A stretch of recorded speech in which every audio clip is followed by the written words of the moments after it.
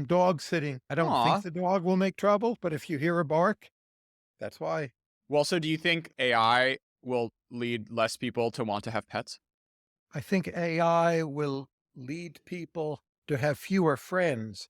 I think you can interact with your pet and your AI at the same time. So maybe pets and AIs are complements. I don't know.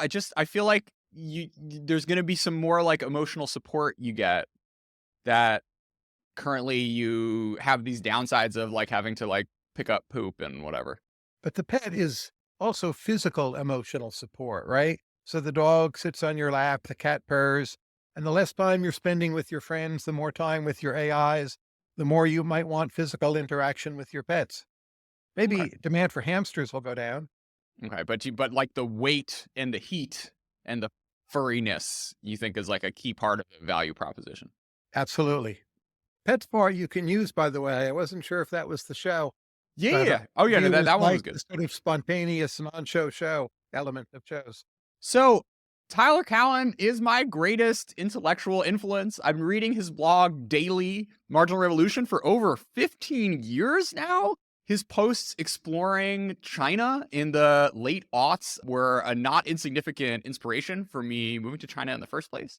Full disclosure, Tyler, through Emergent Ventures, has supported China Talk in the past, but this interview is not payola. Tyler is, in fact, my dream guest, who all these years I have been too scared to invite on the show, not thinking that my skills were necessarily up to par to compete with all the other fantastic interviews Tyler has given over the years. But you know what? We're doing it. Tyler Cowen, welcome to China Talk. Thank you for the kind words. A, I would have done it sooner, and B, I had no idea you'd been reading for 15 years. It's scary, but it's like reading you, but it's the reading the links as much as it is you. So it's like your universe that I've been Editor, living yes. in, which You is a know, I little once gave different it than like if you were just only writing words and I was only ingesting your thoughts. So I feel like it's actually like a way more broadening than a narrowing experience overall this time. I once gave a talk in DC. I forget to which agency, but all I did was print out my early China fact of the day posts, and I just read them in a sequence, like China fact of the day. And those were in the times when people hadn't fully realized what a big deal China was. And listeners were shocked Yeah. to hear something like every so many months, like China is adding a level of power consumption equal to the economy of Brazil. Now that's old hat, and it's no longer true because the rate has so slowed down. But that was a fun talk, one of my favorite talks I've ever given. And I was Cool. purely editor. Editors are underrated, is one of my views. All right. So you gave us our transition, Tyler. We're gonna start with AI. We're recording this December 13th, a few weeks after ChatGPT is dropped. One of the things that you've said repeatedly in past podcasts and interviews is that you're sort of on the one hand thankful that you grew up and matured intellectually pre-internet. I feel like sitting here today I am perhaps the last generation to have grown up and matured intellectually pre AI tools.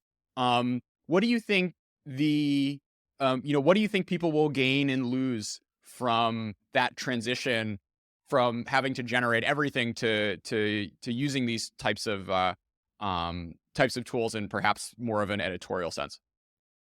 We'll use devices such as Chat GPT to stimulate our own thinking, to help us with lateral thought, to edit, to summarize. They will serve as tutors. For some questions, they're a better Google. So a friend of mine asked me, why is the Ontario teachers' pension system so large? I asked it, of course, right? Easier than Google. Another person asked me, and I'm not sure here it gave the right answer. In the lifetime of Tchaikovsky, did people know Tchaikovsky was gay? It said no. But even if that's not the correct answer, it's telling you something about what it trained on, correct? And they will do much more writing. I think they'll very much change the traits of successful public intellectuals. It will revolutionize the fields you and I operate in and just be good for many, many other things we haven't even thought of yet. But a bigger question of just like what it will okay, so let's say on that public intellectuals thing, what will be more and less important, I don't know, 5 years from now? I think sheer writing will be less important, even if the AI can't quite copy say Paul Krugman or Joe Stiglitz or whoever the person is. But charisma will be more important. Either originality or pretense to originality will be more important. Standing out from the crowd, extroversion, a certain kind of flair, willingness to engage with one's own celebrity, which the AI cannot really in the same way do. I suspect all of those traits will become more important. The simple regurgitation of information, uh, which you see in a lot of Substacks with some analysis, but that's likely to become less important. How about coming back to the sort of um like intellectual development um piece of this? What do you think that not having the internet gave for the first few decades of your life gave you? And how is that potentially going to compare to people born in 2022 who are going to be growing up with all these artificial intelligent brain appendages? Well, I was born in 1962, and I didn't even have email until I was 30, and sort of some version of the internet as we know it. Maybe I had in my late 30s or at age 40. So I just spent a great deal of time reading classic books, rereading classic books, studying them. I would go on long trips and entirely have the time to myself rather than having to deal with email or online responsibilities. And again, for 30, 40 years, you learn how to use a library, learn how to do particular kinds of research. Your attention span is strengthened for the most part, and you become more curious about the physical world. And I think I've mostly kept that. At the same time, I've now been immersed for 20 years in the internet, and that's a weird combination. It was Ben Kaznoka who first pointed this out to me. Um, so you're not going to try? What do you think? 2023, um, the newborn baby who isn't just sort of raised on the internet, but raised on AI.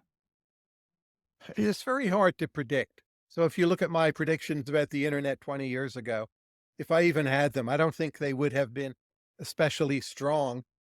But that baby will be used to very individualized forms of tutoring.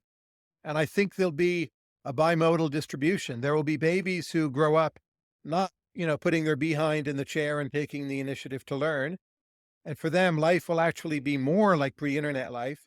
And then there'll be those who use the AI as an individualized tutor, and they'll just become much smarter more quickly, and they'll do more amazing things, but they'll do things that don't compete so much with the AI, would be my offhand guess.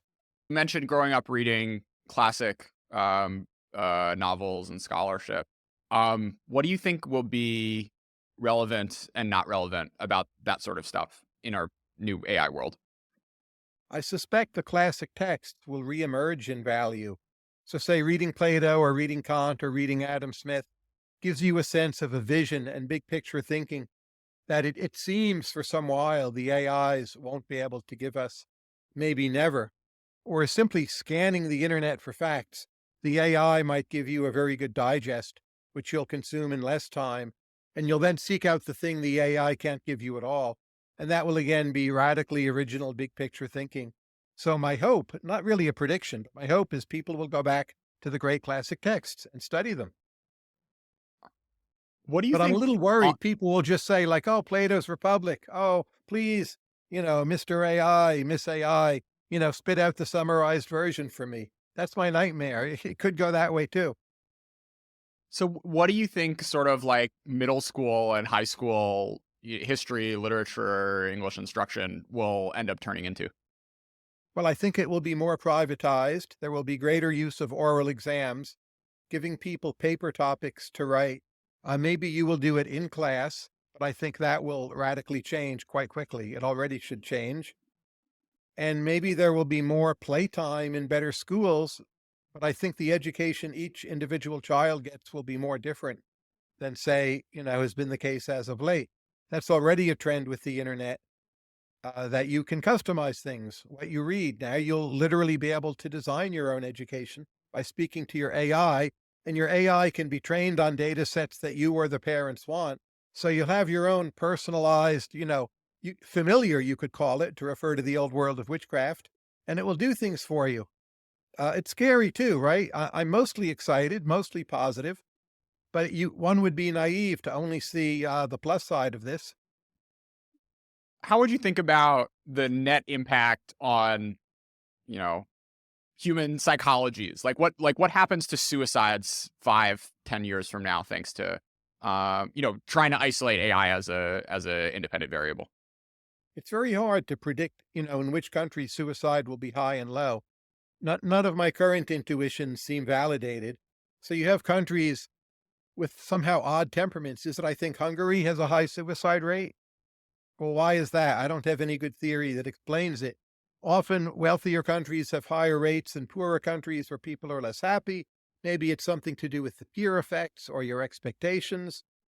But I would say, in many ways, people growing up will feel belittled, and perhaps they will do more sports or do more gardening, or they'll do more fencing, or they'll do things to establish their originality in fields where the AI cannot readily copy them.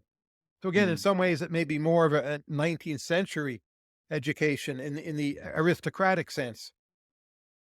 You do a Um, grand tour of Europe, you learn how to punt on the Thames or something. Uh, Again, those are just my intuitions. They're a bit weaker than predictions, but I yeah. suppose I expect them more than some of the other scenarios. So like more like coming back into the body than being content to live online, because if you're just online all the time, you're constantly, unless you're sort of a second or third standard deviation person, you're constantly getting sort of bombarded with the computer being better than you at anything you could possibly imagine doing. Yes, Is it'd that be like playing chess against the computers, which most people don't do. They might in a training sense. So, an interesting question is, would you program your AI at a quote unquote stupider level and train yourself against it in debate to make you a better debater, and then keep on trying to beat it at higher and higher levels of AI intelligence? So, is that a way people will use to try to become better debaters? Probably. It's interesting that chess computers are nearly perfect, but it's still the humans we watch. So yeah. earlier today, I was watching Magnus Carlsen beat Caruana. I could have watched the computers, but it didn't interest me. But that makes prediction hard also. So, Tyler, I played chess until I was like 7. And when I, blundered a queen in the last game of a tournament and like decided I would never play again. And fast forward 25 years later, after the sort of cheating scandal over the past few months, and I started picking it up again. What do you think are the what do you think going from 0 to, like, 12 or 1,300, trains you in mentally? I don't know, probably nothing. Maybe it trains you in sitting still a bit. Uh, but at a level of 12 or 1300, it's often hard to understand why you lost. You might see that you blundered your queen or a rook, but in some deeper sense, that's endogenous. How you got into a position where blundering your rook was so easy to do is maybe harder to grasp. I think at ratings like 1700, 1800, people really start learning why they lost and they become more meta rational. They realize when they should defer to a better opponent or to a computer. So it does happen. So how do you think AI's impacts are gonna be distributed across developed and developing countries? I don't have a good sense of that. In many much poorer countries, I would suspect they'll have free or near free access. And a lot of ordinary intellectual work will be done by the AIs. And in an infant industry argument sort of way, maybe that will limit their ability to produce homegrown intellectuals. Because the idea that you get your start by doing 4 years of journalism, and then you write a column, and then later on you're writing books, a very typical path, especially in poorer countries. That might be harder to do. Maybe there'll be fewer opportunities. Writing will be more the province of the wealthy. Uh, Again, just an Yeah. intuition, but that's what comes to mind. What about from a sort of institutional upgrading angle where, you can sort of short circuit bad teachers and, inefficient bureaucracies by all of a sudden sort of like putting AI into the bloodstreams, and then your sort of like gains you get from governance actually are potentially higher in the developing than the developed world. There'll be some of that, but keep in mind, you can do that now with the internet, and Yeah. plenty of people in whichever country don't. So it's the willingness to do it as you might learn from your parents that is scarce. that piece of context. And I'm not sure the AI helps with that a lot. If the AI makes that process a lot more fun, it might. But there's already YouTube, and YouTube is the world's greatest educational vehicle of all time. And plenty of people do it. Plenty of people just use it for fun, for music, maybe for bad purposes. So, like how much is AI an upgrade over YouTube? I think at first, for poorer countries, not much at all. In some ways, it might be worse because it Uh, requires more literacy. Now, pretty soon, there'll be some kind of integration of these AI systems with video, with voice transcription, with search, with other things. And that itself will matter. But if you just take pure text AI, I don't think it's a game changer in those places. sure. What do you think AI tools are going to do at the top end of cultural production? How much better can we hope things, books, movies, novels, video games to get? People will have access to a lot more ideas and a lot more tools and a lot more techniques, and they will do amazing things with that access. But at the end of the day, a lot of artistic creativity comes from scarcity. Art Tatum sitting down at a piano, a Florentine Renaissance painter, with tempera paint and a board to work with. So I'm not sure that quality will go up. I don't necessarily expect that. But there will be a certain kind of elaborateness of creation and presentation that will be explored to a new and extreme degree, new styles that will be fascinating and thrilling and interesting. So in one sense, I'm not optimistic. In the other sense, I am. There'll just be a whole set of new styles based on a kind of elaborateness of the inputs. Um, what do you think? I mean, one of my intuitions is just that you'll have so many more people who would have never started or even explored or thought they didn't have talent or whatever, and now that kind of like what defines talent is a different thing. I mean, there's this like Ira Glass quote that I keep coming back to where he was talking about making a podcast, and he was like, the worst part about starting off making a podcast is the reason you wanted to make a podcast in the first place was because you had good taste, but the first 1,000 2,000 hours you do making a podcast, creating whatever it is, you're constantly sort of depressed because you're judging yourself based on your own taste and are sort of disappointed in what you can create. My hope is that sort of the loop between what you can imagine and what you know is good and how long it takes you to sort of develop the skills to get there might decrease, which maybe would like bring kind of more geniuses to the fore. Is that unreasonable, unrealistic? It's not unreasonable, but I'm not sure. So I think back, say, to mid to late 18th century Germanic music. You have so many great composers in part because so many families have pianos. And people, there's no record player, no CD, no Spotify. You sit down at the piano to amuse yourself, play for the family, and people start getting good. And they're trained in music at a young age, and then some of them become composers. So that's an entirely plausible path by which people might use AI to excel in the visual arts. But there is an alternative scenario where the AI ends up being more like an iPad, that you just use it to keep busy. Maybe Yeah. it makes you slightly stupider. You're more entertained, but you use it in ways that for you remain passive. And again, there I find prediction hard. Maybe we'll get some kind of bimodal distribution where people go to one extreme or the other. But I think both of those scenarios are possible. What's the most breathtaking thing that AI has done for you so far? Well, AI is not an entirely well-defined term, right? Sure, So whatever. just that Like, Google works so well is a kind of AI. And Google searches have done me very well as a blogger for 20 years now. And there's not any single act of Google that stands out, but the mere aggregate of how useful it is, maybe would be the number one contribution of AI. Let's say the role of AI in medicine, is not always transparent. Presumably, I've benefited from that. The general role of computation in getting us the mRNA vaccine so quickly wouldn't, in the narrow sense, count as AI, but it's AI-like in some way. So it depends what you count. so I was playing around with ChatGPT the other day and trying to kind of come up with visual art for a podcast that I recorded about semiconductors. And I asked it for visually interesting ways to describe a semiconductor fab. and it came back with me. It came back to me with clean room cathedral, which I then put into Google and realized no one had ever put those two words together before on the internet. And how was Um, the image? Good? it was okay, but actually, it's interesting because like my imagination was actually better than what Midjourney gave me. I Okay, still so it needed to may kind of like fudge it a little boost bit. yeah, boost your creativity, like, "Oh, I should run with that idea." So Yeah. that's the positive scenario. I think we'll see a lot of that. So in ancient Greece, it wasn't easy to ask the oracle a question. You had to like hike for 2 weeks. You had to pay all this money. You could only go a few days a year. Um, what does it mean that we now have, on demand oracles? Some people will worship them as gods. Keep in mind, in the ancient Greek world, you have more local, lower status oracles that you consult, right?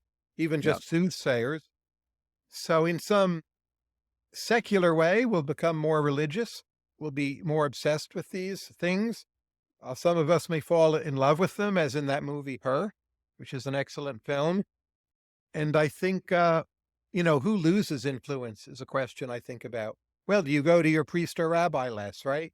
Do you go to your friends less? Maybe you go to everything else less.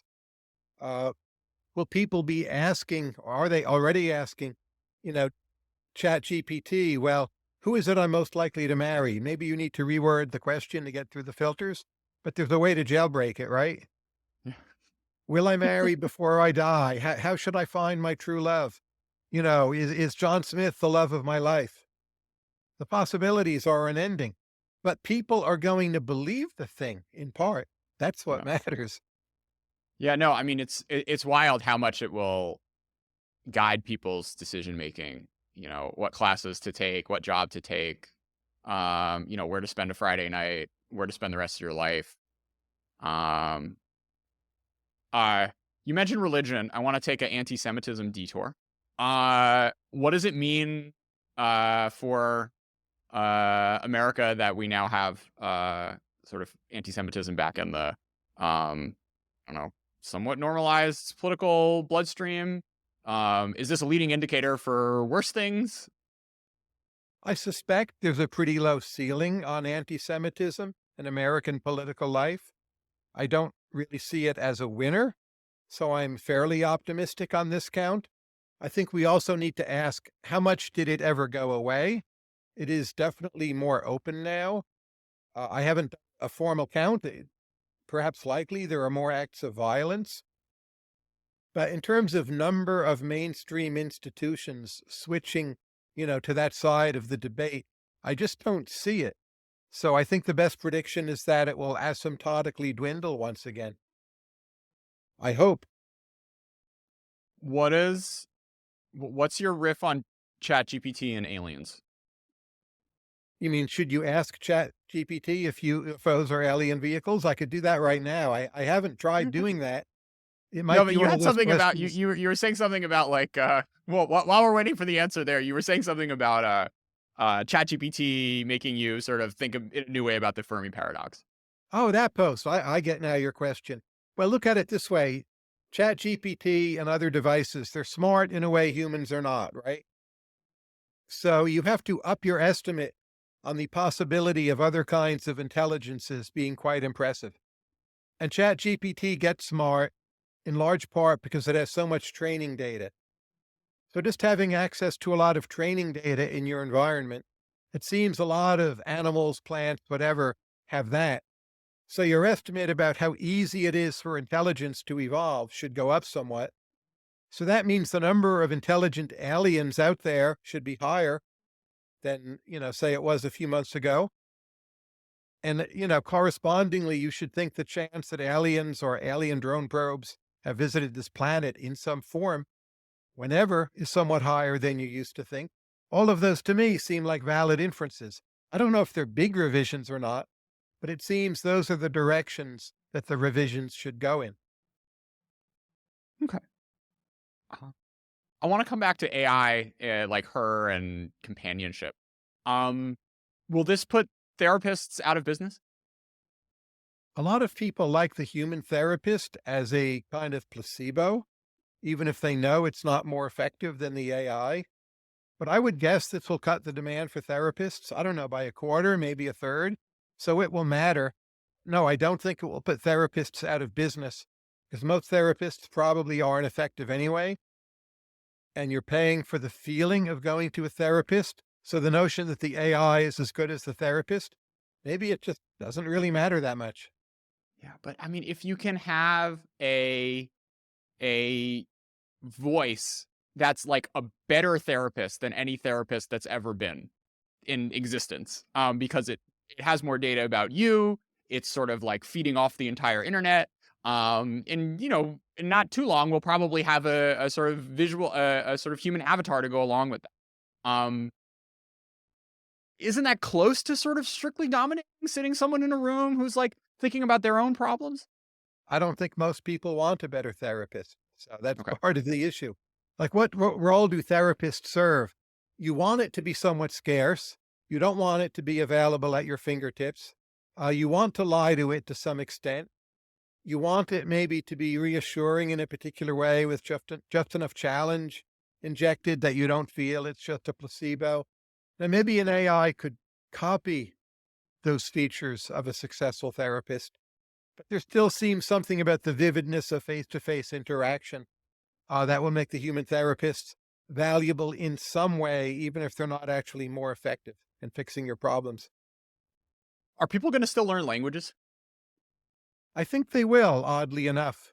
There's something about wanting an intimate interaction with the culture, as you have achieved by knowing Chinese.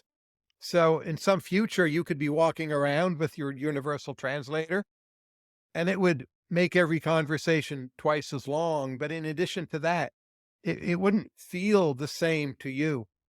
Chinese would not become real to you in the same way that they do, given that you can understand and speak Chinese. So I think demand to learn other languages will be more robust than people think. What I think will vanish is the demand to learn a bit of a language, to order in the restaurant or ask for directions. And there, the AI is just going to do the work for you. And if that takes twice as long, no one really cares. I mean, it seems like it's going to very much turn into a luxury good, even more so than it Absolutely. is today. But luxury goods, as people get wealthier, remain consumed, right? So, Charlie, you've had a number of blog posts alluding to the fact that you're surprised people underrate the risks of great power war. Why do you think so? If something has not happened for a long time, most people simply forget about it. The last time a nuclear weapon was detonated against human beings was 1945, right? It's a great deal of time ago. So we simply start assuming can't happen, it won't happen. It's not even within the set of our consciousness. So terrorism at different periods of time becomes thought of as not really possible. Not recently. Of course, it became salient again with 9/11. A major pandemic that affected everyone, HIV AIDS, although it did affect everyone, was not perceived that way. Now that's salient again. So we just underinvest in catastrophes if they haven't happened in a long time.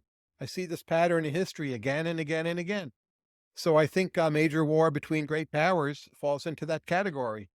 And now with Russia, Ukraine, China, Taiwan, it's no longer the case. People talk about it a lot. I'm not sure how much the talk helped, but at least there's some basic awareness. These things can happen. If if China does invade Taiwan in the next 5 to 10 years, what do you think the odds are that the U.S. would join the fight? If it happened very soon, I think the odds are extremely high.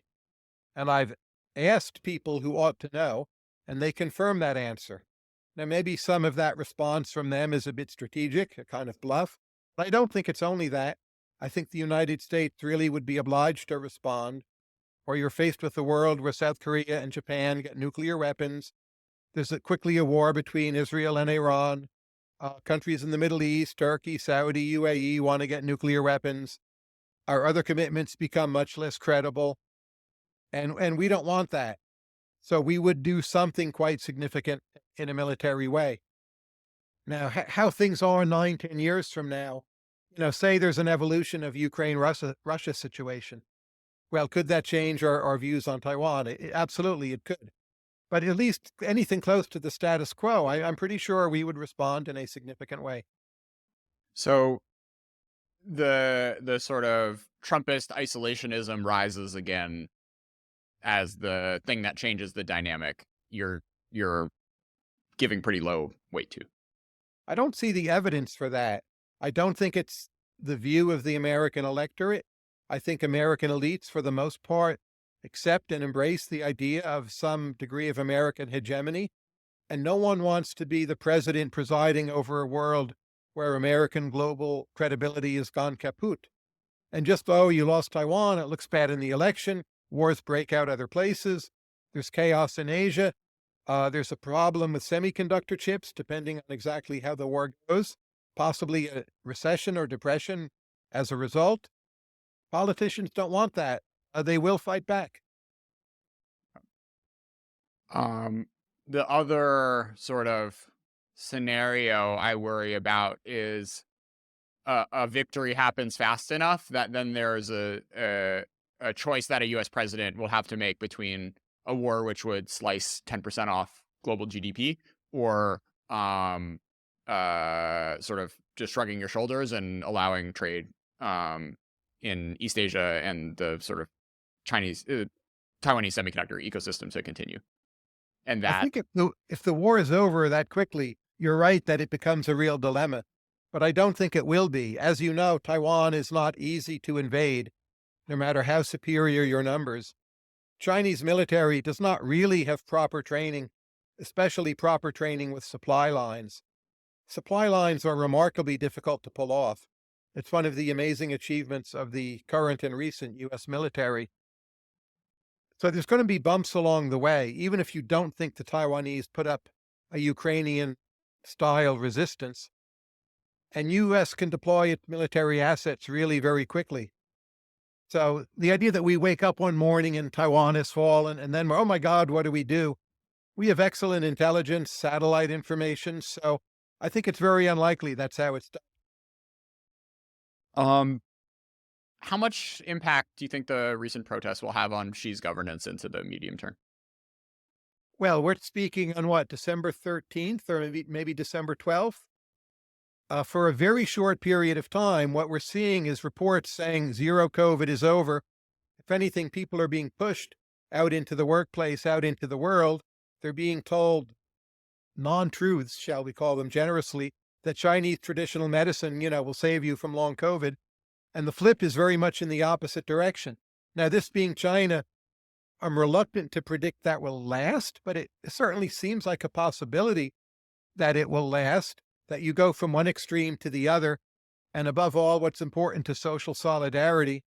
And so thus we'll get an overreaction toward openness rather than zero COVID and everything being, sequestered, locked down, or closed. So it's likely those protests will have mattered a tremendous amount. Um, I guess my question is more like beyond the specific COVID policies.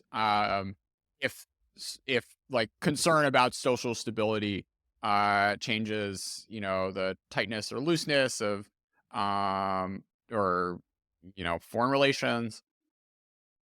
Well, I would, put countries or regions into two categories, those that are easy to predict and those that are hard to predict. If you look at the history of India, it seems to me relatively linear. You have some big changes, like it's colonialized, then it gets its independence, but those happen at around the same time a lot of other places are colonialized and get their independence. Growth rates are pretty steady. Uh, if you just are predicting with India more of the same for centuries, you'll do okay.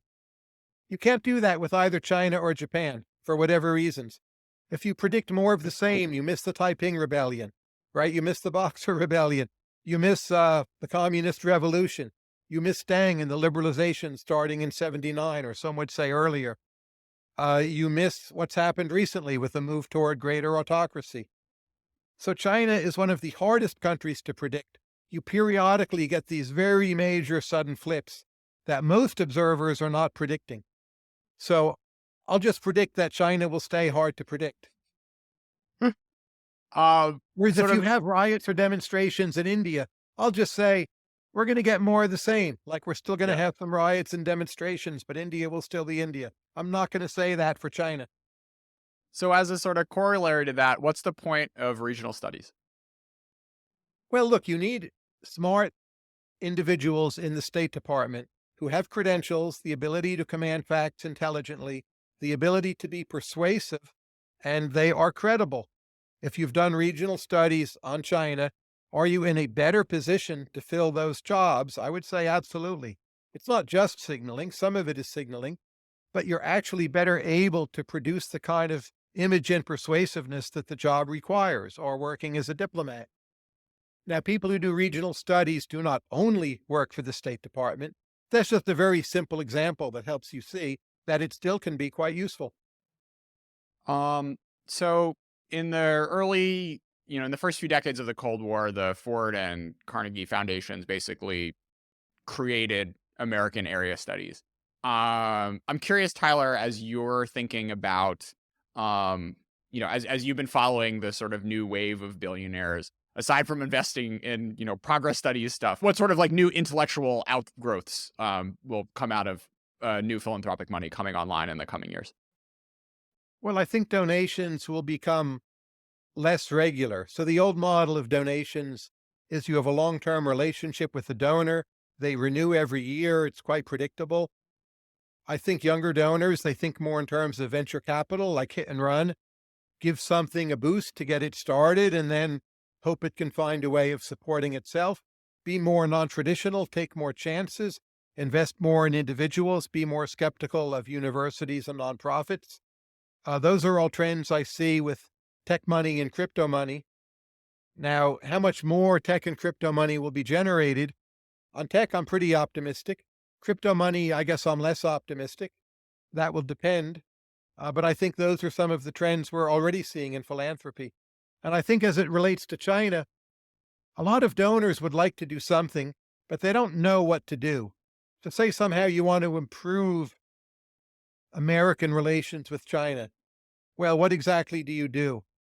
It seems like there's a lot of ways you can spend a lot of money and just get marginal impact, like make a Yep. big donation to a regional studies program at a major university.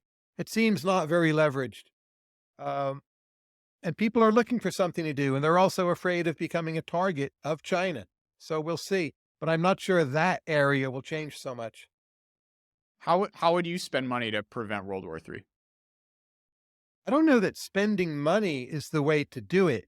If I were the US government, and of course I'm not, what I would do is go to some of the countries that we're not so friendly with and shore up, boost the quality of their early warning systems so they don't fire nuclear missiles thinking by mistake that they've been attacked, which indeed happened several times during the Cold War, and we almost had exchanges of missiles. So Yeah. you want to give those, evil state parties better information than they probably have now. Now, this is all, high levels of national security. It could even be we're doing more of this than we let on. I don't think we are, but it's possible we are. But it seems to me that's some low hanging fruit that we could be doing more of. It's not something I can do. The thing I do is just talk more about the issue and try to raise consciousness. So recently, Blizzard Activision just was didn't renew its deal with NetEase, its Chinese domestic distributor. So shortly, millions of Chinese nationals who've been playing World of Warcraft their entire lives will no longer be able to. I'm curious, how important shared cultural touchstones like, video games, the NBA, and Marvel movies are to keeping the peace. I don't know. We had plenty such touchstones with, say, Germany before World Yeah. War One, World War II. It didn't matter, but it's certainly worth trying. I had my own project to improve relations with China, which failed, by the way.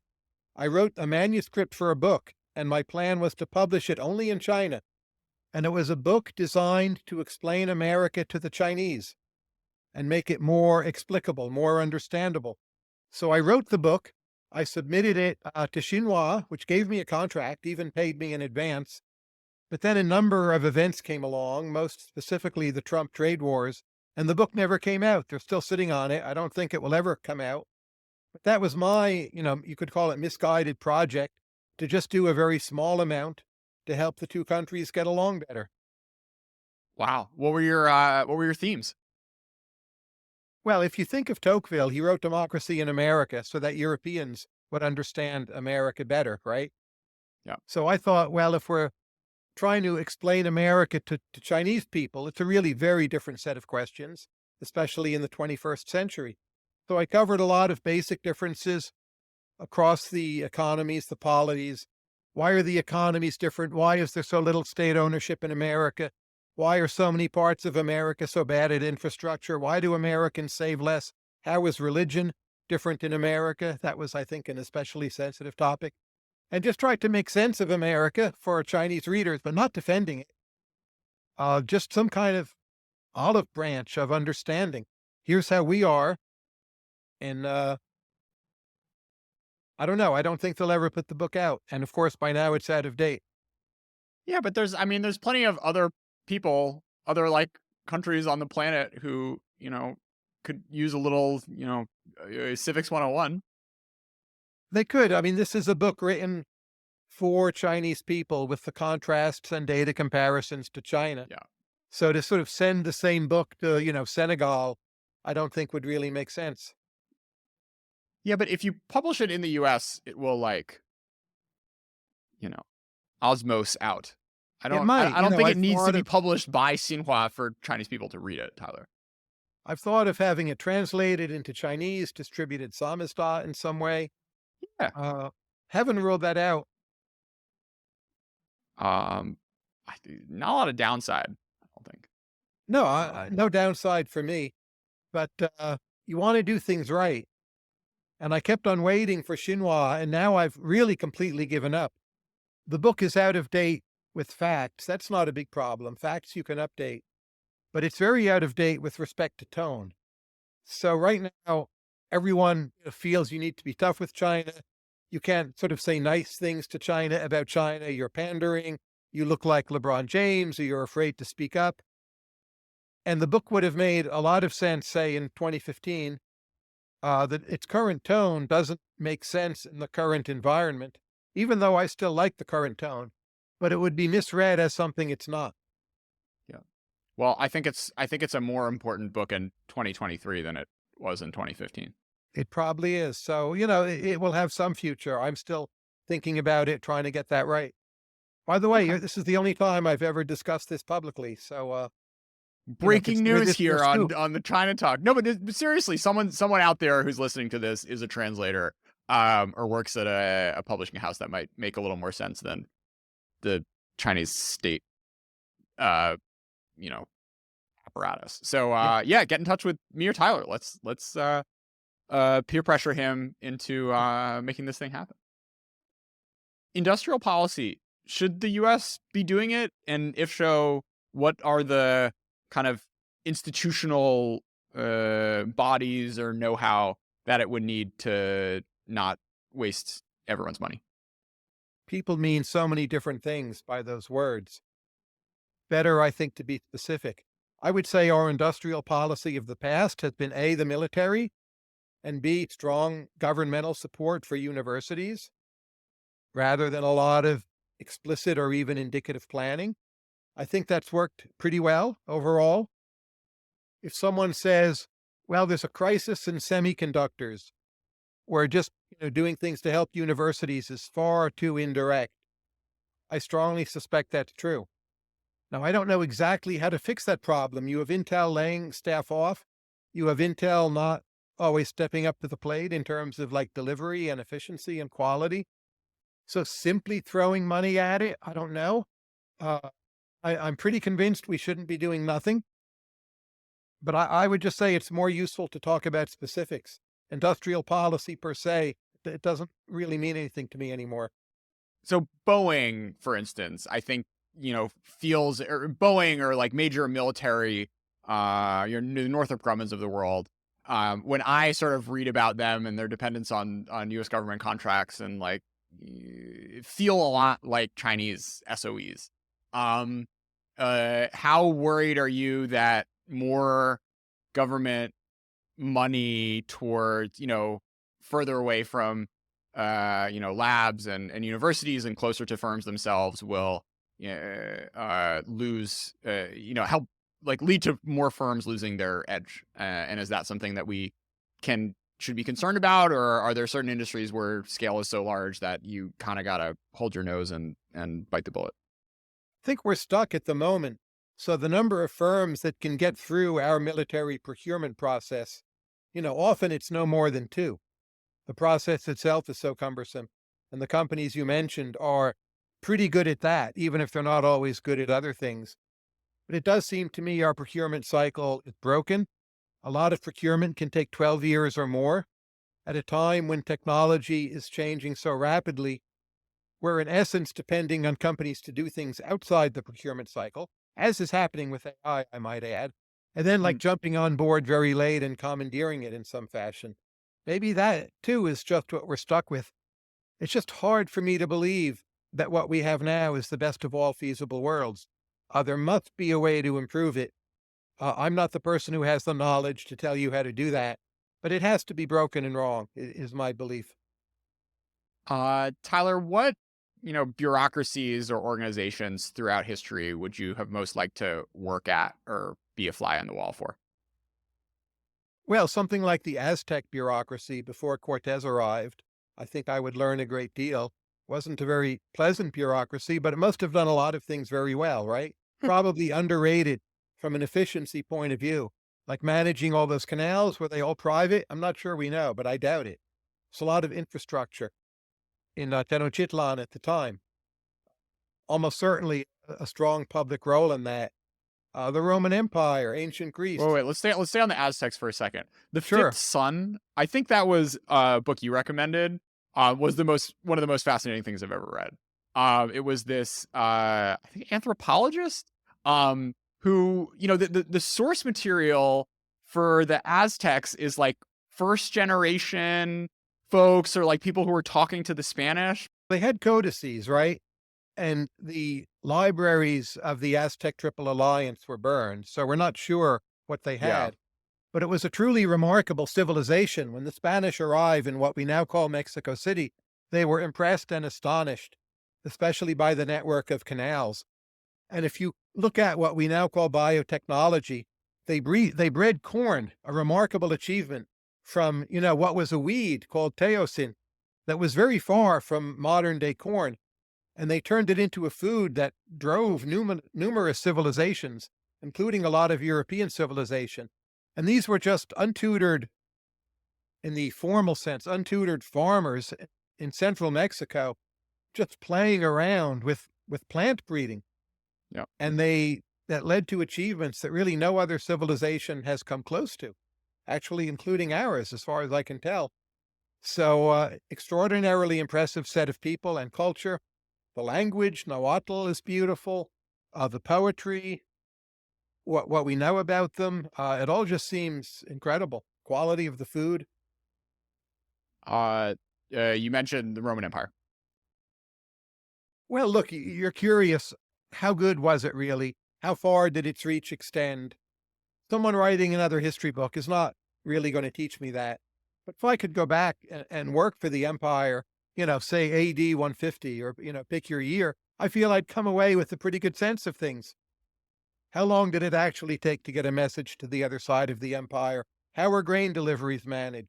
How binding were the price controls and so on? I'd learn all those things. How can you not want to do that? All right. Let's do the past millennium. Pick a few. Current Singapore. Yeah. I've gone to Singapore many times. I love my conversations with people who work in the government of Singapore. And to work there, I'm not a citizen and so on, but that for me would be a great honor. And I How would about learn a a lot. how about a U.S. bureaucracy? Well, something DARPA like would be my pick. Now, maybe DARPA itself, as you probably know, the NIH is introducing its own version of a DARPA like institution for healthcare. Uh, I know some people who are working with them trying to make it better. I think those would be some areas where maybe I could have some positive input. But you put me somewhere like the Fed, even if you like my views, I don't really think I could contribute to what the Fed is doing. They have an excellent, numerous staff. I don't per se know anything those people don't. I think my marginal product at the Fed would be zero. And what about not your less your marginal product and more your, oh, this would be really interesting. I get to learn a lot, or Well, yeah, the learn two something are history related, history right? books What's haven't taught interesting me. is to be able to improve or change something. So there's bureaucracies that are hopeless that I wouldn't want to do. There's bureaucracies that are pretty good, like the Fed, where my marginal product would be zero. But basically, a new institution or new branch of an institution is where I would want to be. I gave a talk recently to ARIA in London. Of course, that's British, but that's their new science funding agency, and they have latitude to take a lot of chances. And the people at ARIA, they're all reading my book with Daniel Gross, Talent, and trying to think, well, how can we use this book to shape who it is that we hire next? So to be somewhere like that, I would be excited about. Oh, so um, do you have some book recommendations about technology and bureaucracy? You know, with books, it really depends where you are starting from. I don't know any magic quality book on technology and bureaucracy that is simply good for everyone. I like the idea of reading in clusters. Like you could pick a bunch of books surrounding the mobilization of technology at the start of World War II. That's a great cluster to read in. Or you could pick history of the National Science Foundation, or history of the internet, or the Pentagon and information technology, and just read through the cluster. I think that's better than looking for the book. I've been searching for 2 years now for something as good as Men, Machines, and Modern Times. I don't know if you've come across That's that very one. good.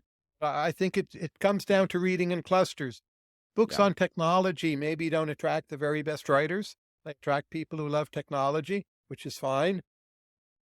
But there So are really many wonderful biographies of literary figures that are captivating. Virginia yeah, so Woolf, Samuel Johnson, Keynes, who in a way is a literary figure, so many. But when you get to technology, I don't see anything comparable. yeah, this is actually this is one of my questions, of the kind of lopsided ratios of book quality relative to topical importance.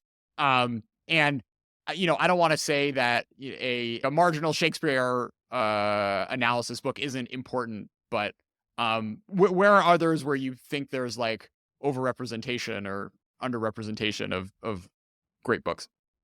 Well, if you take Samuel Johnson, I believe there are three biographies of him that are just phenomenally good, like a book you could just push on someone, not someone totally uninterested, but you can just say, this is a phenomenal book. And there's three for one guy.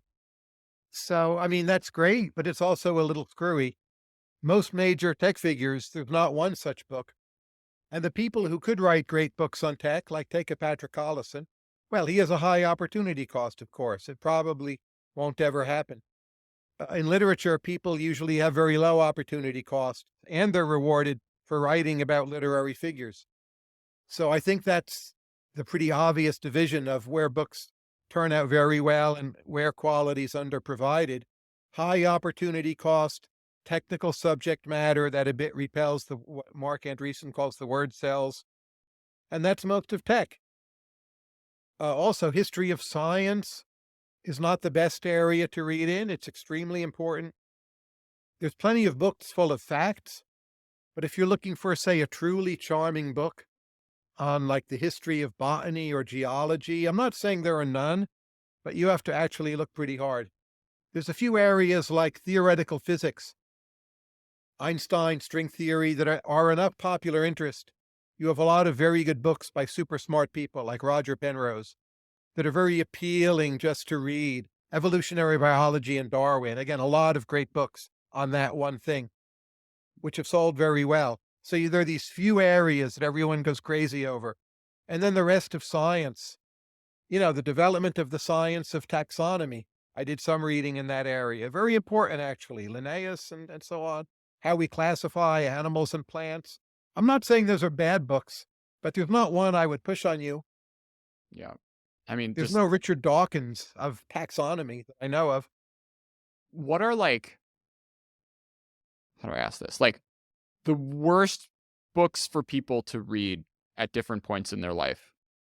Like how have you seen books ruin, like latching on to a certain book kind of ruin or spoil someone? I don't know. I'm very reluctant to make those judgments.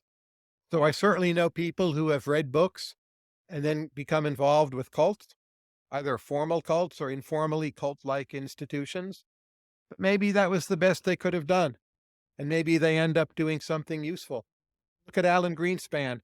He was in the Rand cult, and he ends up running the Fed. Now, opinions differ on how good a job he did at the Fed, but you wouldn't say he just like blew his mind on LSD and was a cult stoner and did nothing. He was super successful. So it's very hard to know when a book is truly harming someone. Maybe people should read more bad books and fewer good books. Just the contrarian in me is inclined to wonder if that isn't the case. I wish people Um, in tech would read more humanities. I mean, I definitely have that wish.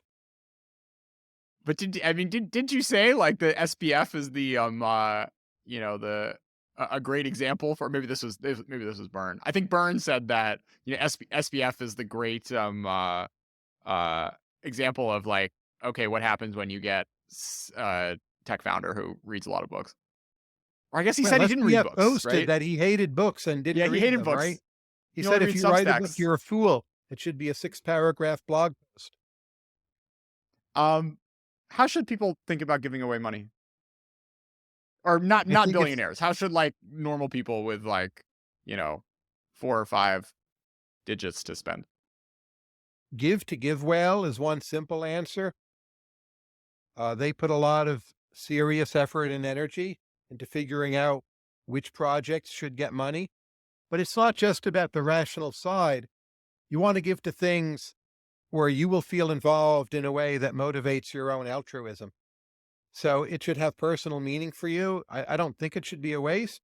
It's often a waste to just give to your alma mater. But the notion that you can sit down in a perfectly rationalistic manner, figure out the best donation, that to me seems a bit off. You need to take your own imperfections into account and to give to things that will remain vivid to you. I think giving to political parties usually is a waste. Overrated. People do too much of it. Um, I can't close on this one, but it's the last one I got. Um, Tyler, what do you think about audio quality when listening to music?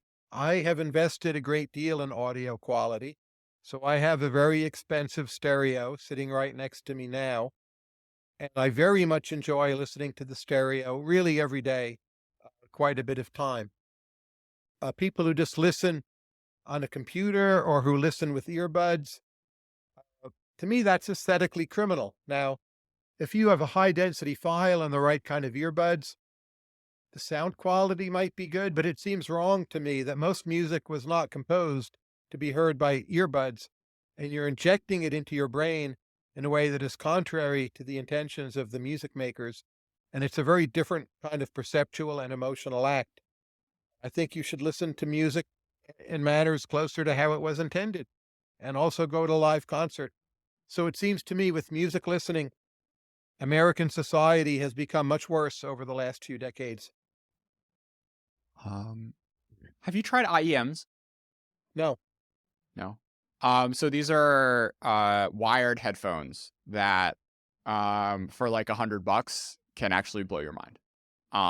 In terms of quality. I've had It's very good headphones. I don't think they were IEMs, and the sound quality is good, but ultimately it's not how I want to listen to music. It's somehow taking music out of its proper context. um is there like a skill you wish you had?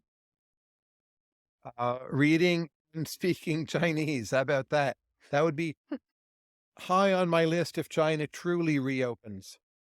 Okay. That's a skill I wish I had. I prefer not speaking Russian. Actually, some of my family speaks Russian, and I find it's better not to understand all of it. Um what else did we get to on China and AI that's on your mind right now? Well, how's China doing in areas of AI, right? That's a perennial question. I'm not sure I know the answer, but I'm Yeah, that's surprised why I you didn't haven't ask you, asked. no offense. What? That's why I didn't ask you, Tyler. Well, I can tell you what people tell me, and Okay. this is just secondhand, but they say when it in two areas, AI and surveillance, and AI and management of a drone swarm, serious people have told me China is ahead. Other serious people have told me the US is ahead in virtually all other areas. Not quite an endorsement of those views, but I do consider my sources to be highly credible. So it's the Okay. best view I have. Um, yeah, my kind of base case is that winning on those like other things will end up swamping. Well, I mean, I guess the big question for me, which no one really has an answer to, is just how much this stuff will diffuse. I think it all is diffusing quite rapidly. Now, surveillance doesn't diffuse per se unless you do surveillance, right? Yeah. So, but if that doesn't diffuse, I'm quite happy for the most part, even though it may make society less safe in some ways. And China not just is more willing to do it, but has a much larger database, more people, and they record more interactions.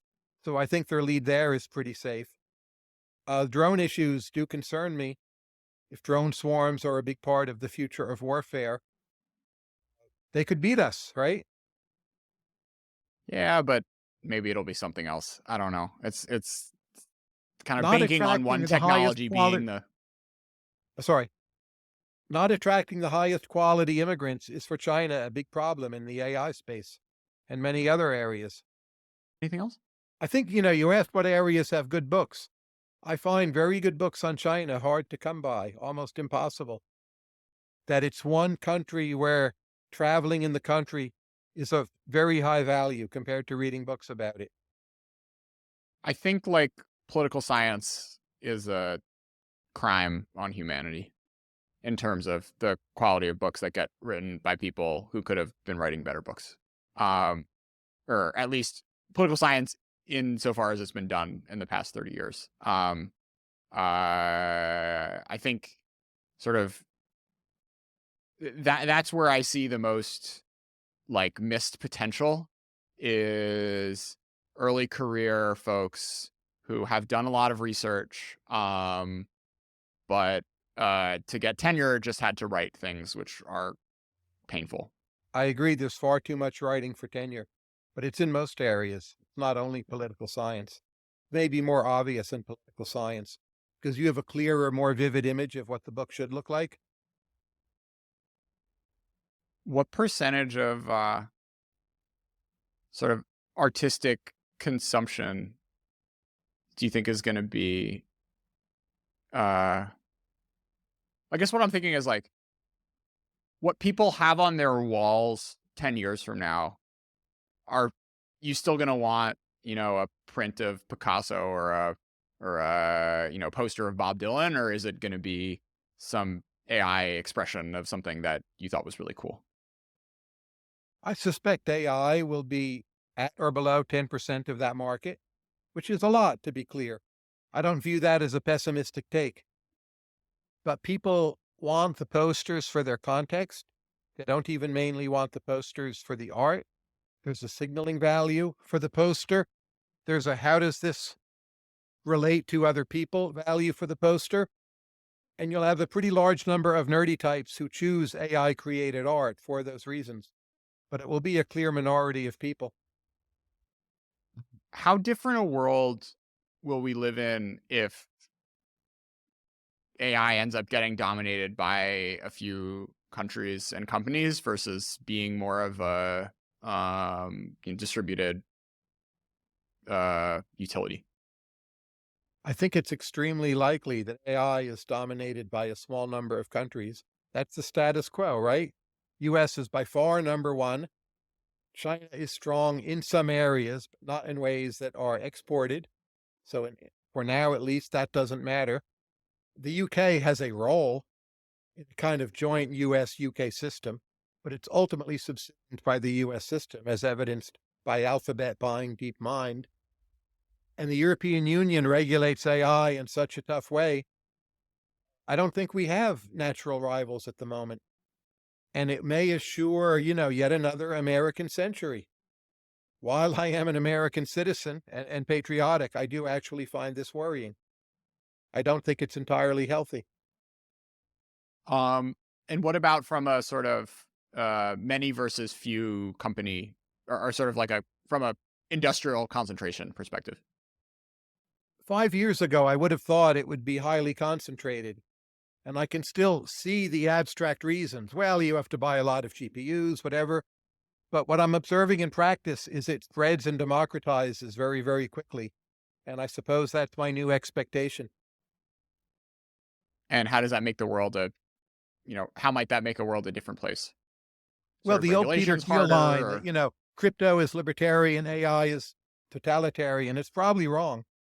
AI is looking more libertarian and more boosting of individual creativity and more putting individuals on a par with institutions. Crypto is unclear, but I don't really see how it's been libertarian so far, or not in a good way. Maybe it helps you, get your capital out of China. That's somewhat libertarian. But crypto also gives the potential for everything to be traced. So crypto forensics is a growing field, in part because of the FTX collapse. And crypto may lead us into central bank digital currencies in a way that are a lot like Chinese surveillance, but for everyone in all their financial business. So I'm not at all sure crypto will end up as libertarian.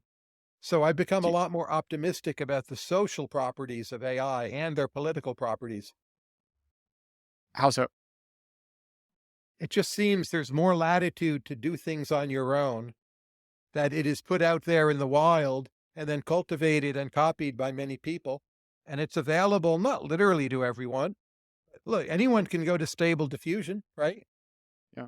Now, is that the very best thing we'll have? Maybe not. It's pretty good. And the ability to copy is just much stronger than I would have thought a few years ago, even 1 year ago. What are some like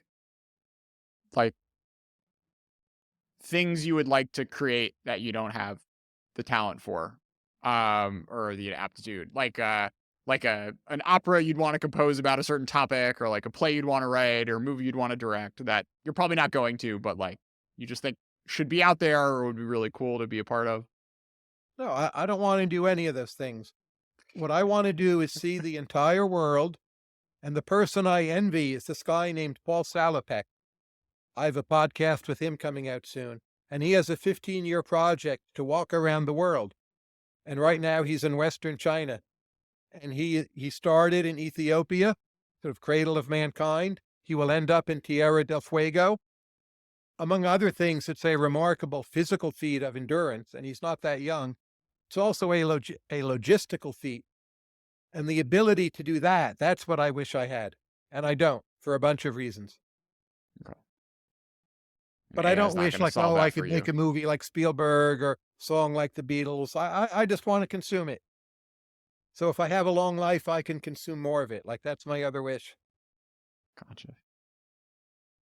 Um, well, I just want to thank you, Tyler.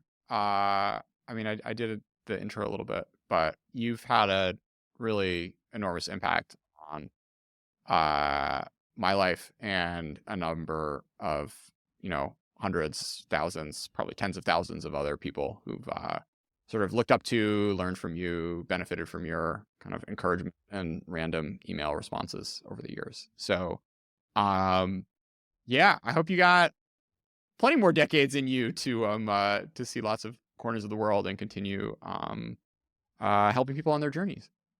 Thank you for all the kind words. It's been an honor to be on your podcast, and I'm very excited by what you are up to. Okay. All right. We end every episode with a song. Do you have a Strawberry Fields Forever. if it's like a top 200 song of all time, it might be copyright stricken. So we got to be a It's little more. copyright.